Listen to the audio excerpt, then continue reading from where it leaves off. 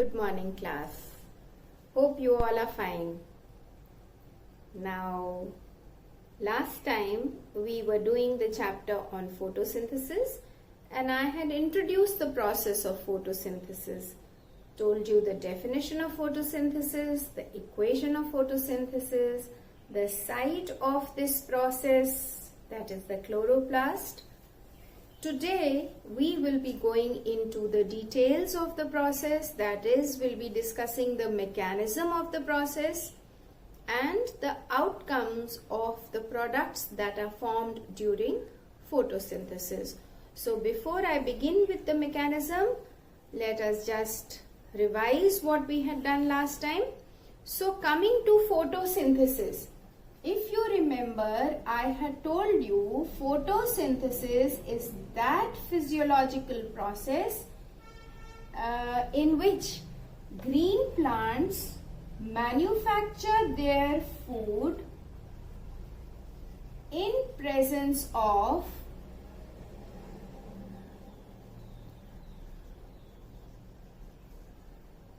sunlight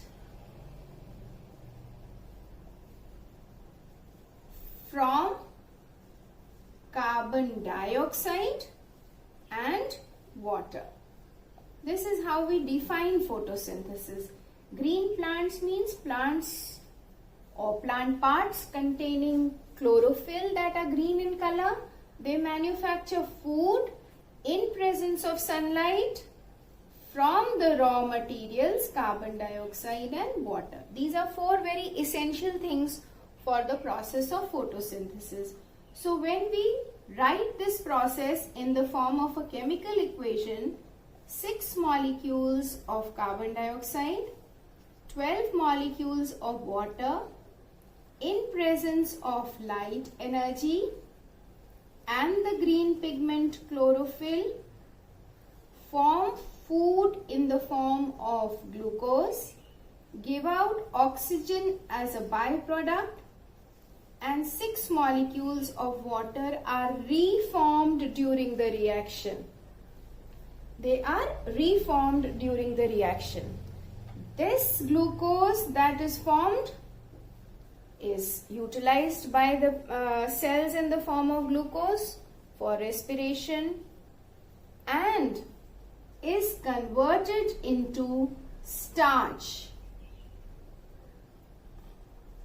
Starch are several molecules of glucose. So it is a polymer of glucose, and so the process is also called polymerization reaction. I had told you all this on the last turn. Now coming to the mechanism of photosynthesis. Photosynthesis occurs in two phases, or let us say 2 stages. The first phase is called the light reaction, or to be more correct, we say light dependent reaction. It is also called the biochemical phase of photosynthesis, or it was discovered by the scientist Robert Hill, so it is also called Hill's reaction. This reaction occurs in the thylakoids of the chloroplast. The entire process of photosynthesis occurs, or the site of photosynthesis is chloroplast, but the light reaction occurs in the thylakoid. Suppose this is a chloroplast, double membrane of chloroplast, small sac-like structures which are flat, piled up like a pile of coins. Together the pile is called granum. Each sac is called a thylakoid. The base of this is filled with a ground substance. It is called matrix or stroma. So first phase of photosynthesis occurs in the thylakoids, which contain chlorophyll. Chlorophyll is present in the thylakoids. Second phase of photosynthesis is called dark reaction. It is called dark reaction, but it does not take place in dark. The name dark reaction has been given because it does not depend on light. So we also call it light independent reaction. And glucose is synthesized in this phase of photosynthesis. So we also call it the biosynthetic phase of photosynthesis. It was discovered by scientists Calvin and even Benson. So it is also called Calvin-Benzel cycle. This phase of photosynthesis occurs in the stroma of the chloroplast. So in general we can say chloroplast is the site of photosynthesis. Light reaction occurs in the thylakoids of the chloroplast and dark reaction occurs in the stroma of the chloroplast. Now light reaction, for this light is essential. So it is called light dependent reaction. For dark reaction, because light is not essential, it is called light independent reaction. And common terms we call it dark reaction, but it does not take place in dark. Dark reaction is followed after light reaction has taken place within 1/1000 of a second. Light reaction takes place and within 1/1000 of a second, the second phase, that is the dark reaction, takes place. So both these reactions are taking place in light, but the second phase is not dependent on light. Now I think I'll erase this. Now photosynthesis occurs in green parts of the leaf. Green parts of the leaf, green parts of the plant, and leaf is the primary photosynthetic organ.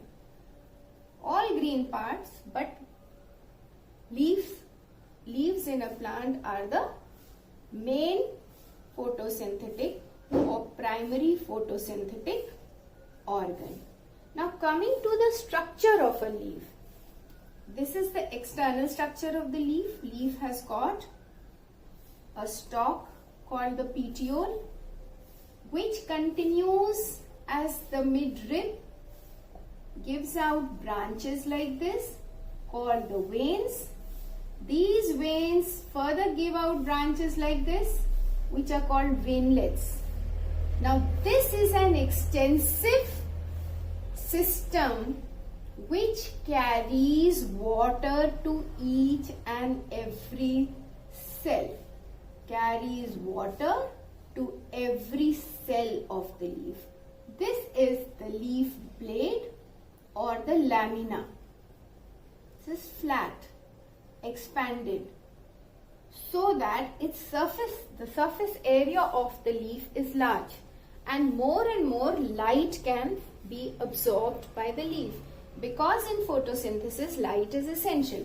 If we cut a TS of the leaf, we see the leaf has an upper epidermis, and on the upper epidermis there are very few openings called stomata. This is covered by a layer of cuticle. Then there is a lower epidermis which has numerous stomata. The lower epidermis has numerous stomata. Many stomata are present on the lower epidermis. It is also covered by a layer of cuticle. The tissue between the two layers of epidermis is called the mesophyll tissue. Is called the mesophyll tissue. This mesophyll tissue is divided into two layers, two kinds of tissue. Column-shaped cells which are closely packed like this, very rich in chloroplast. These dots that I am making, suppose these are the chloroplasts and these are the palisade cells, very rich in chloroplast. Below the palisade are the spongy tissue. We call it spongy parenchyma. And just below the stomata, there is a space called substomatal space. This is palisade tissue. This is spongy tissue.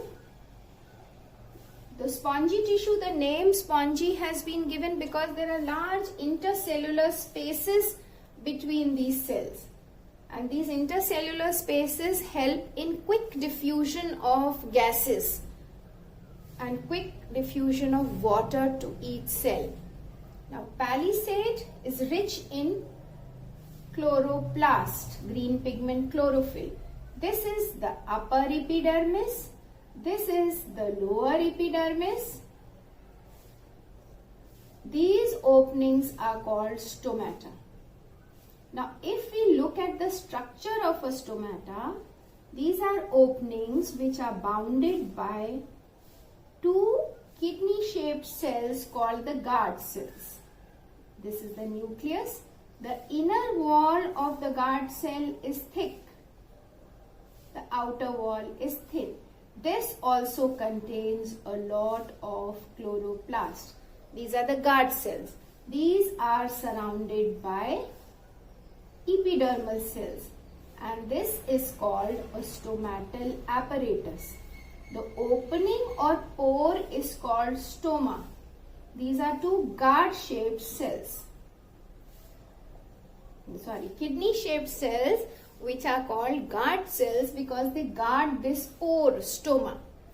So this is the structure of a leaf. External structure, internal structure, and structure of the stomata. It will be useful to understand what I am going to tell you now. As I told you, carbon dioxide and water are essential. This is a portion of the stem, are the raw materials. Now, how does the leaf get carbon dioxide? Through these openings, carbon dioxide enters into the leaf from the atmosphere. More stomata, numerous stomata on the lower epidermis and very few stomata on the upper epidermis allow carbon dioxide to diffuse into the leaf from the surrounding air. You know, the atmosphere contains around 0.03% of carbon dioxide is present in air. So this carbon dioxide diffuses as raw material into the leaf through these openings. Second raw material is water.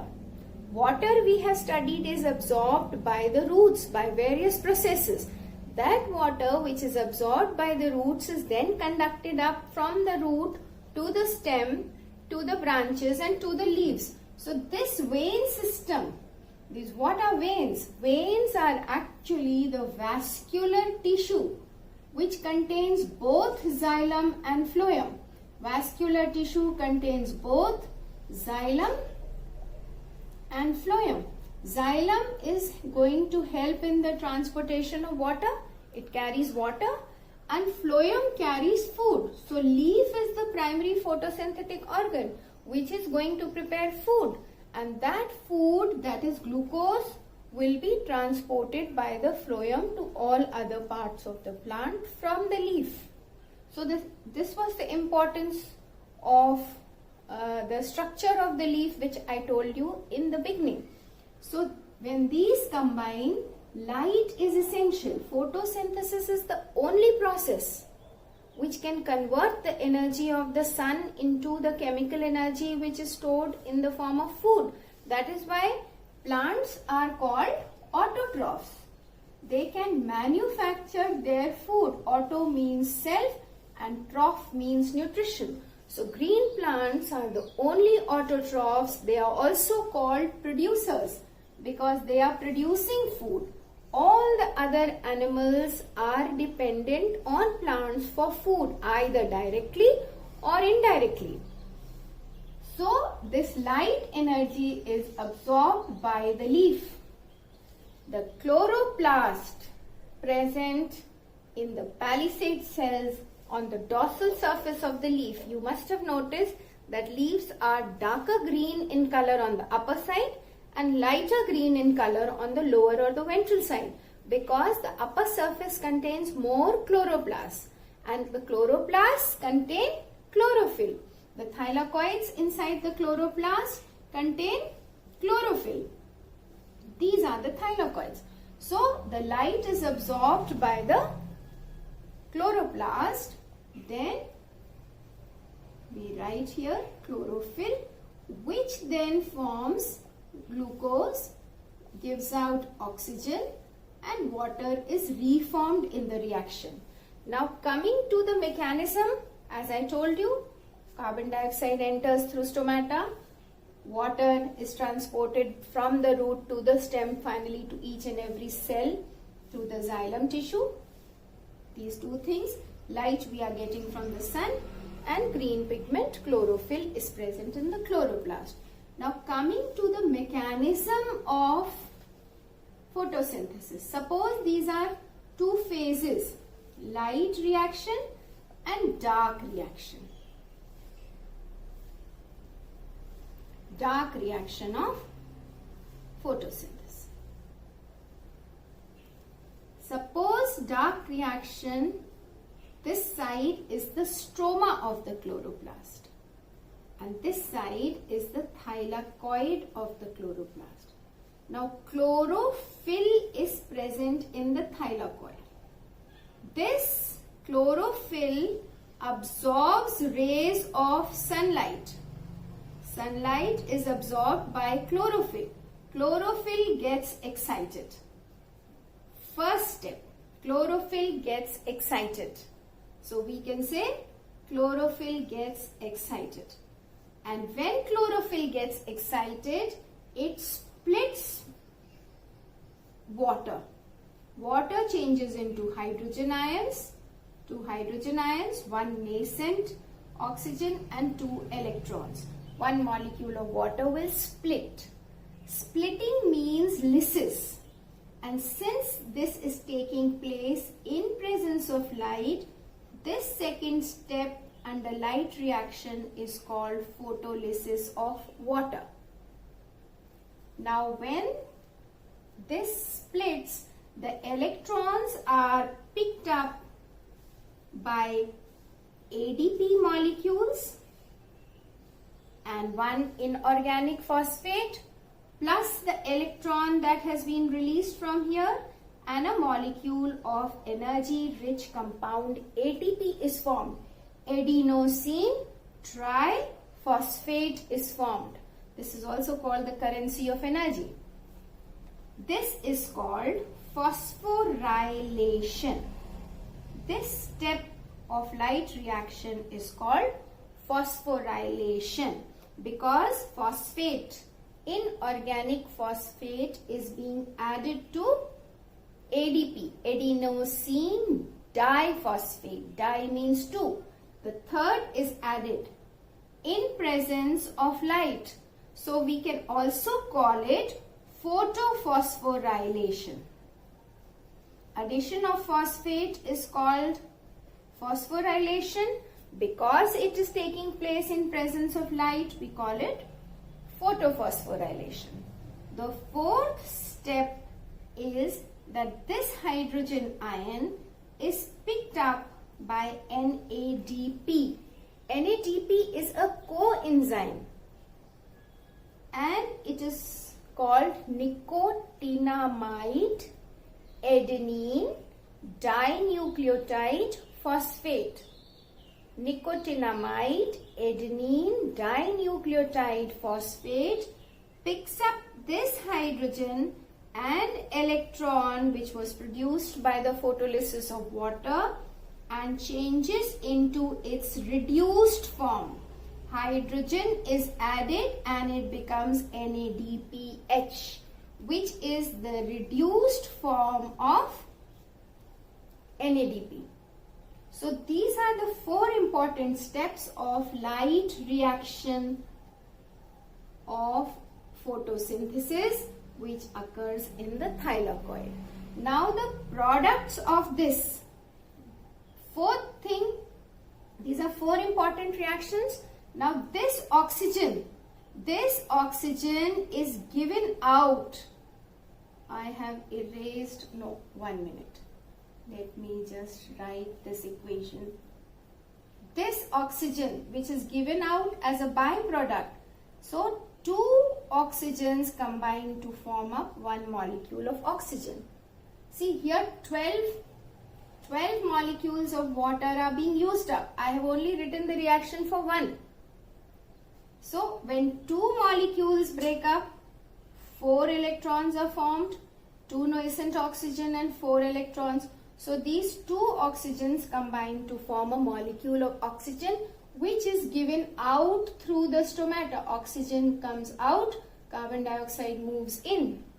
Arrow pointing in shows movement of carbon dioxide inside the stomata, and arrow pointing outside means removal of oxygen that was being formed as a byproduct in the process of photosynthesis. Now the products of the light reaction are used for the formation of glucose. So this carbon dioxide then picks up hydrogen from NADPH. Okay, hydrogen is given and NADP is formed again. And ATP gives energy and ADP plus PI are formed. And finally, it forms glucose. It forms glucose. Carbon dioxide combines with hydrogen, which was produced by the photolysis of water. Energy for the reaction is being given by ATP that was also formed in the light reaction, and the end product is glucose. This is formed by an intermediate compound, ribulose biphosphate. So this is a cyclic process. Carbon dioxide is picked up by ribulose biphosphate, and ribulose biphosphate is regenerated after glucose is formed. Ribulose biphosphate does not participate in the reaction. It is only picking up the carbon dioxide and helping it to combine with hydrogen. It's getting a little complicated here, so I will explain it again, but I hope you have understood the concept. So a quick revision. I think I will erase this. I hope all of you have understood the structure of the leaf, external and internal structure of the leaf. Now the same thing I will write for you all over again here more clearly. I myself realized that the blackboard was looking very crowded. Light reaction, dark reaction. Dark reaction occurs in the stroma of the chloroplast. Light reaction occurs in the thylakoid of the chloroplast. You know thylakoid contains chlorophyll. So first step is light is absorbed by chlorophyll. We call it activation of chlorophyll. Chlorophyll gets activated or excited. This activated chlorophyll then splits water to form hydrogen ion, oxygen plus electron. This step is called photolysis of water. Now the electrons that are produced are picked up by ADP, and ADP combines with an inorganic phosphate forming ATP. This is called phosphorylation reaction. Because it is taking place in presence of light, we can also call it photophosphorylation, which is formation or synthesis of energy-rich ATP. The hydrogen produced here are picked up by NADP, nicotinamide adenine dinucleotide phosphate, combines with the hydrogen which are coming from here and form NADPH, which is the reduced form of nicotine adenine dinucleotide phosphate, and oxygen changes into a molecule of oxygen. Arrow up means it is going to be given out of the leaf, will be removed. Now the end products ATP and NADPH are used in the dark reaction. Carbon dioxide actually combines with an intermediate compound RUBP and uses the energy from ATP and ATP changes into ADP plus PI, gives energy to this. This gives hydrogen to this and changes into NADP, and ultimately glucose is formed. So carbon dioxide, this is an intermediate compound called ribulose biphosphate, which is not used up in the reaction. So after this is formed, this is regenerated. This is a cyclic process. This is regenerated. And carbon dioxide combines with the hydrogen produced by the photolysis of water here to form glucose. This glucose is then converted into starch, and this is called polymerization reaction. Glucose is the immediate product of photosynthesis. Immediate product of photosynthesis is glucose. Some of the glucose is utilized by the plant for providing energy for various activities, and most of it is stored as insoluble starch, and when required this is utilized by the plant. So the products that are formed during photosynthesis, if we sum up the reaction, once again we say 6 molecules of carbon dioxide, 12 molecules of water in presence of light and green pigment chlorophyll form glucose, 6 molecules of oxygen and 6 molecules of water are reformed in the reaction. So these are the end products. Glucose is utilized by the plant or it is converted into starch. Sometimes in plants producing oils or producing proteins, it is this starch that changes into proteins, that changes into fats and oils in the plants. Thus through glucose to starch to other products, and oxygen is given out as a byproduct and water is reformed during the reaction. So this is the complete mechanism of photosynthesis. I think this much is enough for today. So we will do the next topic, that is how the leaf is adapted to bring about photosynthesis, what are the factors that affect the rate of photosynthesis, and how the green plants are able to make the air have a constant amount of carbon dioxide, which we will be doing under carbon cycle. So good luck till next time.